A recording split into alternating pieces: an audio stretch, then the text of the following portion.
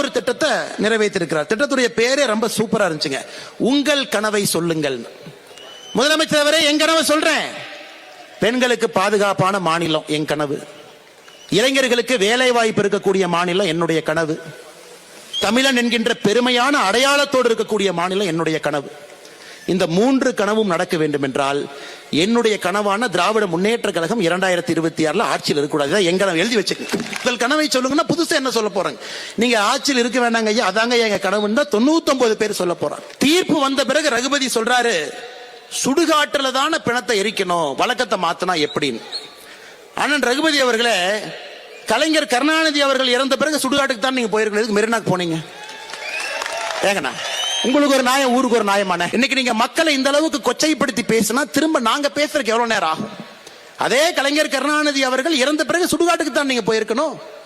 எதற்கு மெரினா கடற்கரையில தான் அடக்கம் செய்யணும், எது கோர்ட்டுக்கு ஏறினீங்க? அதே மக்கள் கேட்பாங்கல்ல, இந்து மக்கள் கேட்பாங்க, தமிழகத்தினுடைய மக்கள் கேட்பாங்க. இன்னைக்கு ரகுபதி அவர்கள் ஒரு அமைச்சரா இருக்கிறார். அந்த அமைச்சராக இருப்பதற்கு தமிழகத்தில் ஒரு அமைச்சருக்கு தகுதியே இல்லைன்னா ரகுபதி தான். சிறைத்துறை அமைச்சர், சிறையில் இருக்க வேண்டிய ஒரு சிறைத்துறை அமைச்சர். இதை விட கொடுமையை பாருங்க ஐயா தமிழகத்தில். இன்னைக்கு நம்முடைய முதலமைச்சர் அவர்கள் அதோடு நிக்கல, இன்னும் அடுத்த கட்டத்துக்கு போறாங்க. அமித்ஷா இல்லையாமா, அவர் அவதூறு ஷா, அவதூறா பேசுறாராமா. அதனால அமித்ஷாவுக்கு அவதூறு ஷா என்கின்ற பெயரை வைத்திருக்கின்றார்கள். ஐயா முதலமைச்சர் அவர்களே